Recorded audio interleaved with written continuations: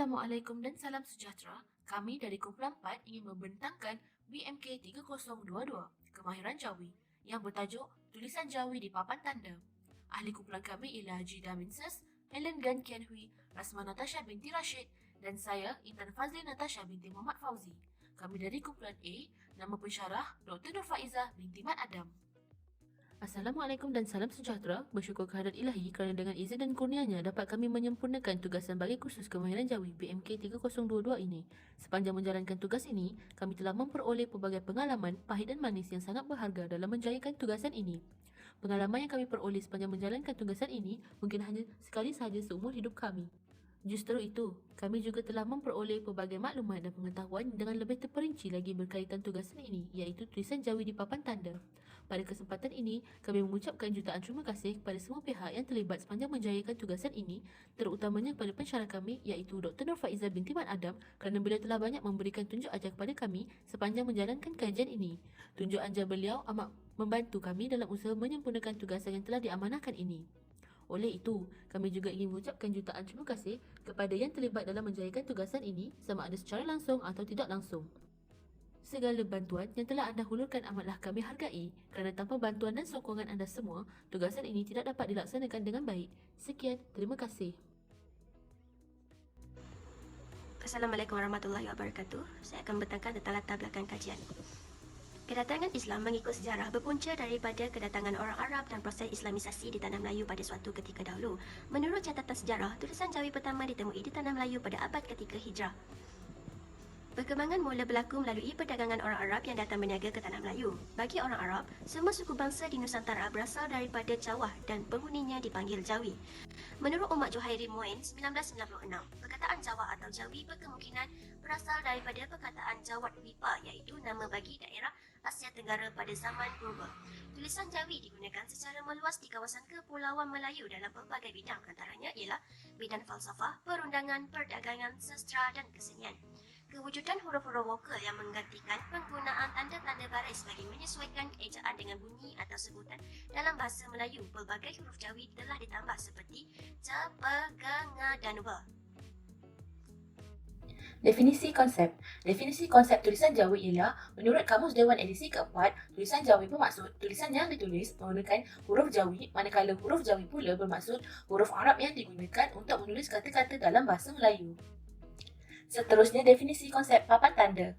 Definisi konsep papan tanda ialah, papan tanda merupakan papan yang membawa maksud tanda atau notis. Kebiasaannya, papan tanda digunakan untuk mengiklankan produk, majlis dan sebagainya. Objektif kajian. Objektif kajian yang pertama ialah mengenal pasti sebab-sebab penggunaan tulisan Jawi di papan tanda. Objektif kajian yang kedua ialah mengkaji perspektif masyarakat di Malaysia mengenai tulisan Jawi di papan tanda.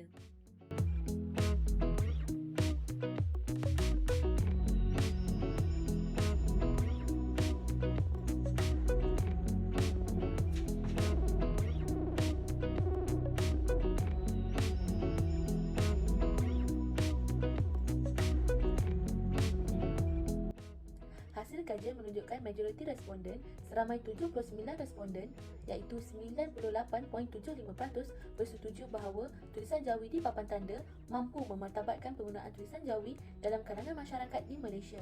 Manakala hasil kajian menunjukkan satu orang responden iaitu 1.25% tidak bersetuju terhadap pernyataan tersebut.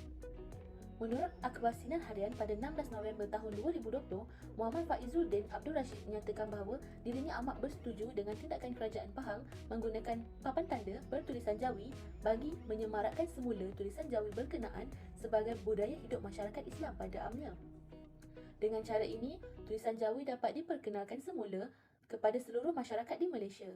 Selain itu, menurut Esra Awani pada 25 Disember tahun 2019, Naib Chancellor UPSI, Profesor Datuk Dr. Muhammad Syahtar Sabran menyatakan beliau menggalakkan semua kain rentang, program pelajar dan papan tanda dimasukkan tulisan Jawi serta program-program pengimarahan tulisan Jawi di kolej-kolej kediaman serta fakulti supaya tulisan ini diperkasakan sebagai warisan bangsa. Menurut data demografi tahap pendidikan responden, majoriti pelajar ijazah sarjana muda yang kebanyakannya melanjutkan pelajaran di universiti tempatan telah mempelajari tulisan Jawi sebagai salah satu kursus pembelajaran mereka. Melalui hasil kajian ini, dapatlah bahawa Sebagai rakyat Malaysia, kita perlu memartabatkan tulisan Jawi agar penggunaan tulisan Jawi dapat diperkenalkan ke seluruh rakyat Malaysia. Hasil menunjukkan majoriti responden seramai 80 orang responden iaitu bersamaan 100% bersetuju bahawa tulisan Jawi di papan tanda juga memberi pendedahan tulisan Jawi kepada generasi muda. Namun, kebanyakan generasi muda kini tidak mengambil sebarang inisiatif untuk mempelajari tulisan Jawi. Oleh sebab itu, tulisan Jawi di papan tanda diperkenalkan semula kepada umum agar generasi muda dapat mempelajari tulisan-tulisan Jawi.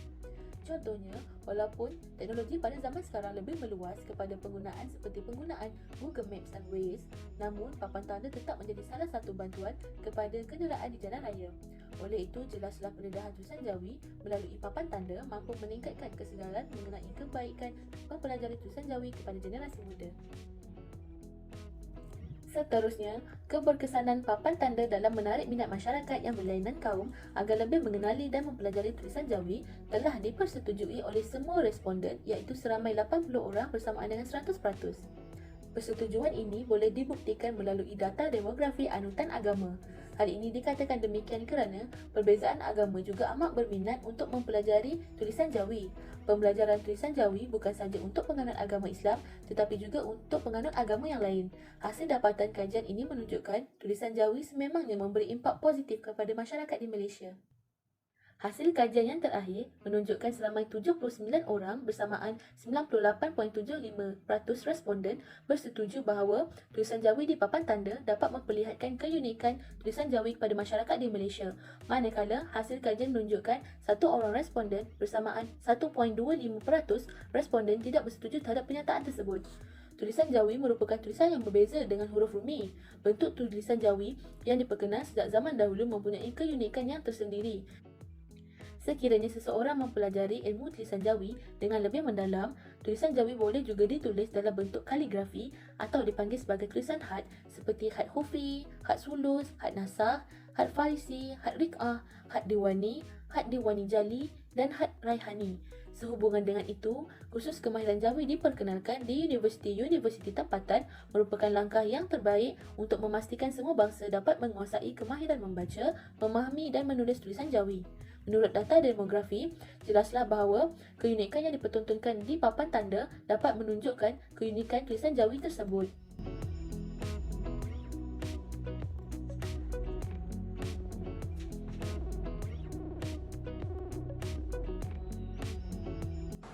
Objektif kedua ialah perspektif atau pandangan masyarakat di Malaysia mengenai penggunaan tulisan Jawi di papan tanda.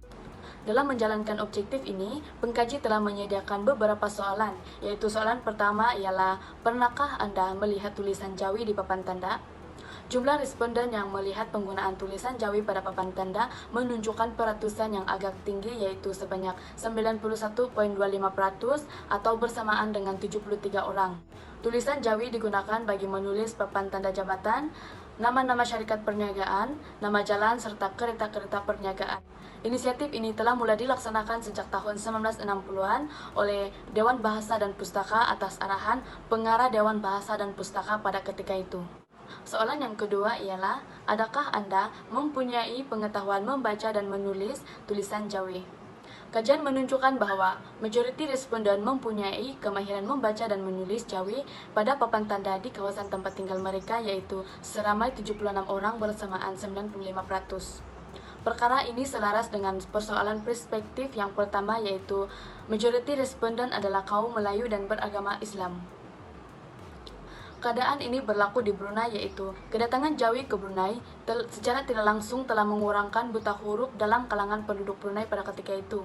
Keperluan untuk menuntut ilmu dan mempelajari agama Islam telah menuntut penganut agama Islam supaya mempelajari tulisan Jawi, memandangkan kitab-kitab agama pada ketika itu ditulis dalam tulisan Arab dan Jawi. Soalan yang seterusnya ialah, adakah anda boleh menerima penggunaan tulisan Jawi di papan tanda? Responden yang menyatakan bahawa mereka boleh menerima tulisan Jawi pada papan tanda adalah seramai 79 orang bersamaan dengan 98.75%. Hal ini dikatakan demikian kerana tulisan Jawi ini memberi 1001 keunikan pada rekaan papan tanda nama jalan di kawasan mereka. Namun, terdapat responden yang lebih setuju sekiranya tulisan Rumi sahaja yang wajar digunakan sebagai tulisan pada rekaan papan tanda nama jalan di kawasan mereka. Soalan yang terakhir ialah, adakah tulisan Jawi di papan tanda mampu meningkatkan perpaduan antara kaum di Malaysia? Masyarakat bersetuju bahwa tulisan Jawi dapat meningkatkan perpaduan antara kaum karena tulisan ini terbukti telah digunakan secara meluas seperti yang tercatat dalam lipatan sejarah. Masyarakat seharusnya hormat dan menghargai salah satu aset berharga negara.